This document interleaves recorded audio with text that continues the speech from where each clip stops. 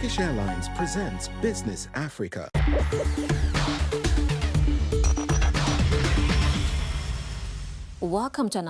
Bienvenue dans Business Africa, je suis Afolake Oyinlouye. Les titres. Au Cameroun, la cuisine saine gagne du terrain. L'éco-charbon est une solution pratique aux défis de santé, d'énergie et d'environnement. Les exportations de cacao stagnent. En Côte d'Ivoire, 660 tonnes de cacao sont non commercialisées, laissant les agriculteurs dans le désespoir. Les exportateurs réclament des compensations.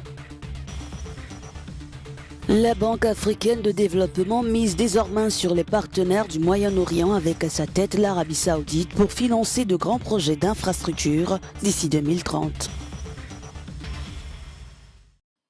Dans les cuisines de Yaoundé, de plus en plus de familles remplacent le bois de chauffe traditionnel par du charbon écologique. Un changement qui promet un air plus pur, des économies et un environnement sain. Au Cameroun, un changement subtil mais significatif s'opère dans les cuisines de Yaoundé jusqu'aux zones rurales. Alors que plus de 80% des foyers utilisent encore le bois ou le charbon pour cuisiner, des alternatives plus propres commencent à émerger. Parmi elles, le charbon écologique ou biochar. Fabriqué à partir de déchets agricoles ou de matériaux durables, il séduit de plus en plus de foyers. Les utilisateurs évoquent moins de fumée, plus de confort et des dépenses réduites. L'enjeu est aussi sanitaire. L'Organisation mondiale de la santé alerte sur les dangers de la pollution de l'air domestique, responsable chaque année de milliers de décès prématurés au Cameroun. Les femmes et les enfants sont les plus exposés. Les impacts environnementaux sont également majeurs.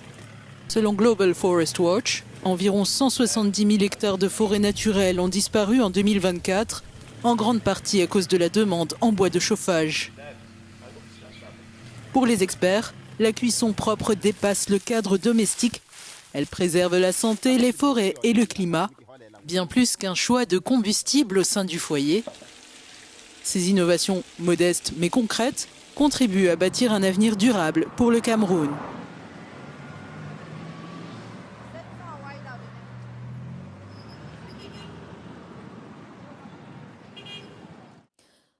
Nous sommes avec le docteur Kano Armando, expert environnemental. Bienvenue à vous.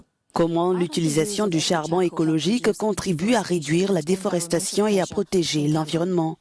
Alors, la combustion du bois de ménage contribue à produire 40 millions de tonnes d'équivalent de CO2 à l'échelle mondiale. Par contre, les déchets, lorsqu'ils ne sont pas valorisés, contribuent ou sont responsables de 10% d'émissions mondiales de méthane. Alors, face à ces conséquences, la production du biochar grâce à la pyrolyse constitue une véritable réponse pour réduire la pression sur les ressources forestières.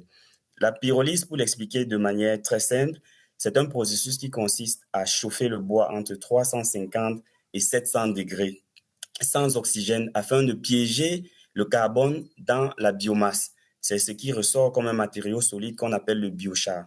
La technique de pyrolyse permet de séquestrer le carbone avec un potentiel de réduction qui peut aller entre 94 kg d'équivalent de CO2 par kilogramme à 313 kg. Ce qu'il faut dire pour terminer relativement à cette question, c'est que en remplaçant le bois de chauffe ou le bois de ménage traditionnel par le biochar, l'action contribue à réduire les émissions de gaz à effet de serre et ce qui contribue à favoriser l'initiative ou les engagements pris par le Cameroun, notamment sur la réduction de 35% des gaz à effet de serre d'ici 2035. Et quels sont les avantages d'une cuisson plus saine tant pour la santé des ménages que pour leur résilience face aux enjeux climatiques? Les solutions de cuisson propre comme le biochar permettent de réduire l'émission des gaz à effet de serre, mais contribuent aussi à réduire les traces de particules fines, également le monoxyde de carbone qui est très souvent généré ou produit dans l'utilisation du bois de ménage. Pour l'impact sur la résilience climatique, il faut dire que le biochar qui est issu des déchets, comme nous l'avons évoqué tout à l'heure, permet de séquestrer le carbone qui pouvaient potentiellement être libérés dans la nature. Pour répondre à cette question, il faut dire que sur le plan technique et sur le plan thermique, la production du biochar permet de capturer plus de 50%, entre 50% et 80% de carbone initial de la biomasse. Alors, c'est une technique d'absorption du carbone qui contribue aussi à favoriser la résilience climatique. Quelles politiques ou actions concrètes devraient être mises en place aujourd'hui pour accélérer la transition du Cameroun? Actuellement, dans les zones rurales, les populations utilisent du bois pour le processus de la pyrolyse. Et ce bois utilisé pour produire un charbon qui se dirait, entre guillemets, écologique. En réalité, il y aura une compensation, une perte et une compensation qui s'annulent. Cela révèle le problème d'un manque de technologie qui doit être associé à la production du biochar. Il est également important de soutenir toutes les politiques de sensibilisation et les programmes de restauration et valorisation des déchets. Pour une autre recommandation, il faudrait encourager toutes les politiques de fertilisation et les politiques de valorisation des déchets dans la chaîne de valeur des différentes activités agricoles. La pyrolyse qui permet la production du biochar doit être intégrée grâce aux politiques publiques, au soutien des décideurs, doit être intégrée comme une nécessité en fin du cycle de chaque chaîne de valeur. Ceci pour favoriser une économie circulaire. Docteur Ganou Armando, merci. Ok, merci beaucoup, madame. Merci. Les tonnes de cacao s'accumulent dans l'ouest de la Côte d'Ivoire alors que les exportations sont toujours bloquées. Après des semaines d'incompréhension, le gouvernement est sorti de sa réserve. Dans un entrepôt situé dans l'ouest de la Côte d'Ivoire, les fèves de cacao s'empilent tellement haut que le site peut à peine en accueillir davantage. Les producteurs affirment que les exportations sont au point mort, laissant les agriculteurs dans une situation difficile. Siriri Milogo, directeur d'une coopérative à Douékoué, a envoyé 13 demandes d'exportation au Conseil du café et du cacao depuis le 4 janvier, mais aucune n'a été approuvée. Normalement, les connaissements sont émis en quelques minutes. Aujourd'hui, 660 tonnes de cacao restent en attente d'expédition, alors que les agriculteurs continuent d'arriver avec des sacs qu'ils ne peuvent pas stocker. Il y a des camions qui sont chargés arrêtés. On a 8 camions qui sont chargés arrêtés, mais n'ont pas de connaissement. Et ça fait un bon mois actuellement, à peu près 2 semaines déjà, et on n'a pas de connaissement.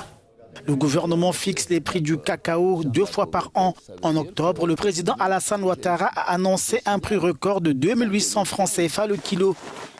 Une décision saluée par les producteurs. Mais avec la chute des prix mondiaux, les agriculteurs luttent désormais pour survivre. On peut venir te trouver, c'est à 2800. On peut venir te parler de 2500. On peut parler de 2000. À l'heure actuelle, on parle de 2000 maintenant.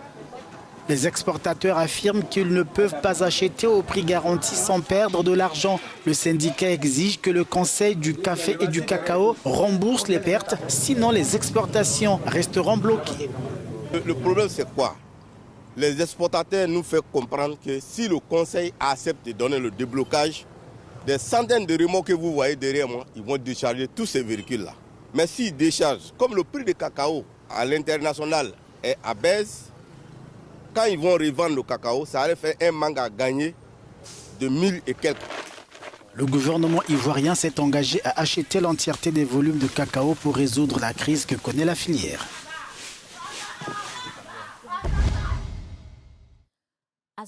L'aide occidentale s'amenuise et l'Afrique fait face à un déficit annuel de financement de 402 milliards de dollars.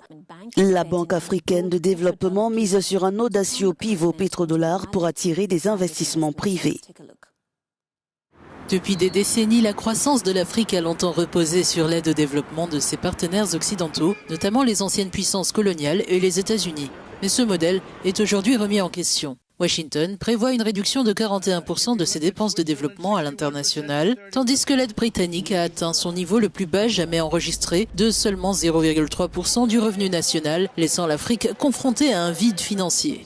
Selon la Banque africaine de développement, le continent est confronté à un déficit de financement annuel de 402 milliards de dollars. Pour le combler, le président de la BAD, Sidi Ould Tah, redéfinit le rôle de l'institution en utilisant sa base de capital de 318 milliards de dollars pour passer du statut de prêteur de dernier recours à celui de catalyseur des investissements privés.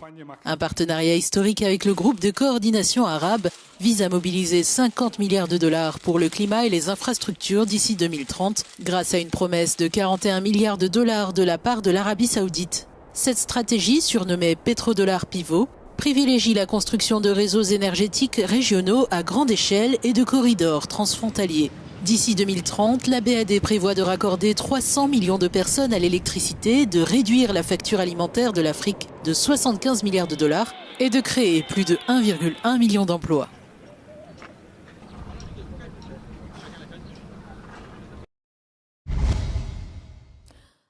Et c'est tout pour cet épisode de Business Africa. Merci de l'avoir regardé. Pour plus d'actualités économiques, restez connectés sur Africa News ou africanews.com.